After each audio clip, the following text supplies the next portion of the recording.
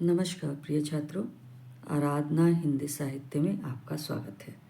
नई कविता प्रयोगवाद के बाद जो आने वाली कविता थी, उस कविता को प्रगतिशील काव्य के नाम से जाना गया, राइट। प्रगतिशील। लेकिन आज्ञे जी ने क्या है, उस कविता का नामकरण किया नई कविता के रूप में।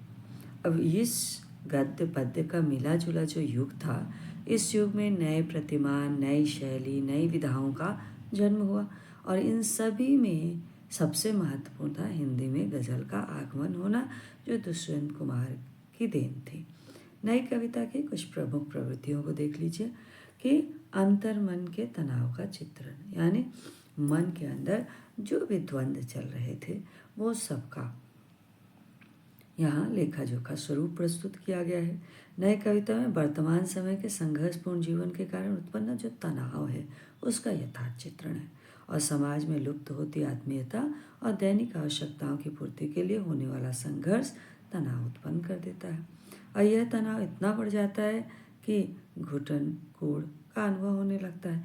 ऐसे में पलायन की इच्छा होने लगती है और दुष्यंत कुमार ने इसका मार्मिक चित्रण किया है कि यहाँ दरख्तों के साए में धूप लगती है, चलो यहाँ से चले और उम्र भर के लिए।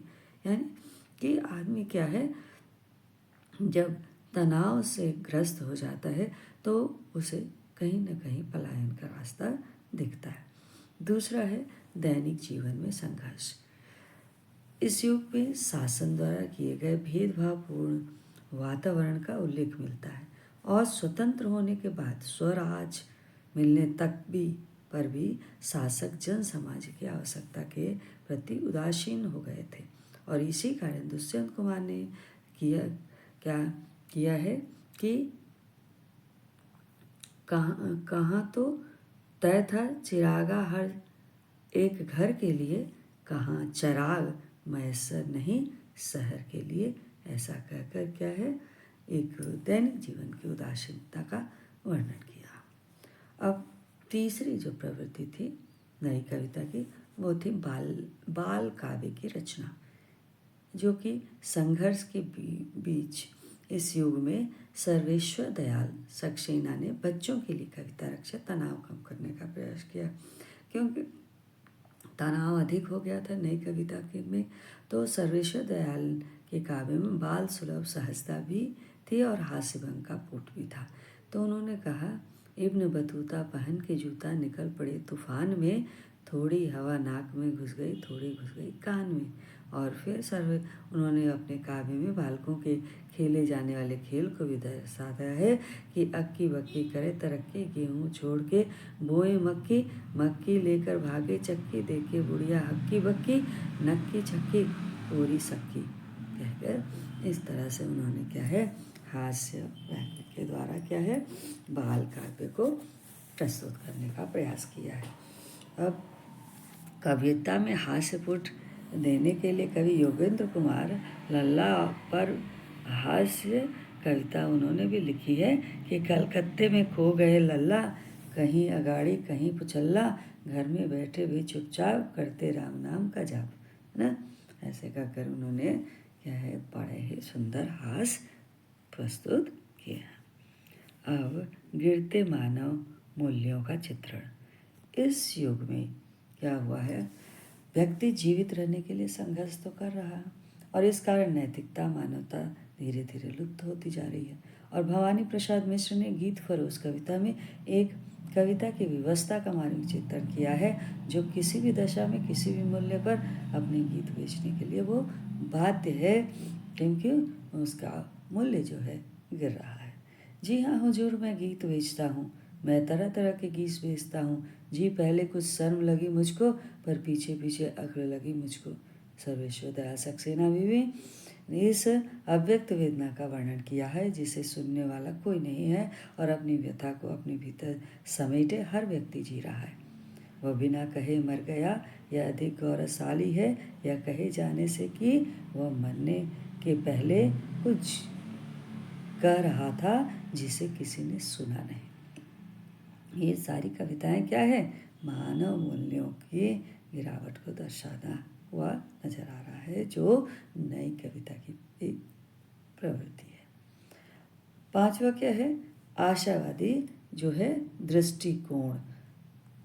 एक कवि ने सच्चे धर्म का पालन करते हुए इस काल के कवियों ने निराशा अवसाद में डूबे मनुष्य को एक आशावादी सोच का सहारा देने का संदेश दिया है, ताकि मनुष्य क्या होगा, विषमता से लड़खड़ाकर आत्मविश्वास न खोए और नैतिकता भी बनाए रखे।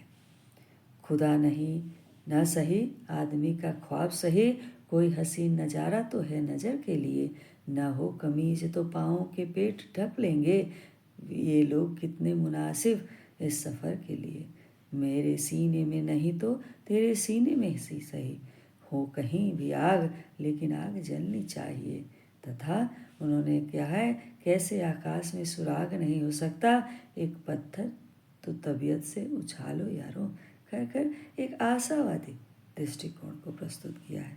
नई कविता में एकाकीपन, घुटन, संघर्ष तो साथ ही साथ मन की व्यथा को दूर करने के लिए बाल सुलभ काव्य, आशावादी गजलें और नज़में रची गईं। और इस युग में काव्य ऐसी संजीवनी बन गया था जो हर रोग का निदान कर सके, क्योंकि कविता के माध्यम से ही कवि क्या है, अपनी वाणी को प्रखरता देता है और अपनी वाणी से उस युग के में नवीनता लाने का प्रयास करता है, कुछ उसके अनुभवों को जागृत करने का भी। प्रमुख कवि और रचनाएं जो हैं, भवानी प्रसाद पहला है भवानी प्रसाद मिश्र के सन्नाटा गीत फरोश, कुंवर नारायण के चक्रव्यूह आमने सामने कोई दूसरा नहीं, शमशेर बहादुर के जो कविता है वो इतने पास अपने बात बोलेगी, और जगदीश गुप्त के नाव के पार बोधि वृक्ष, दुष्यंत कुमार का सूर्य के स्वागत, आवाज़ों के घेरे साए में धूप, और श्रीकांत वर्मा की दिनारम माया दर्पण, रघुवीर सहाय की हंसो हंसो जल्दी हंसो आत्महत्या के विरुद्ध, और नरेश मेहता की वन पाखी सुनो बोलने दो चिड़ को, और सर्वेश्वर दयाल सक्सेना की काठ की घंटियाँ, बांस का पुल और गर्म हवाएं। तो इस तरह से क्या है, ये सारे प्रमुख कवि जो है नई कविता के कवि हैं, जिनकी रचनाएं निम्नलिखित हैं, जिनको कि आप याद कर लें, परीक्षा के लिए बहुत ही उपयोगी हैं।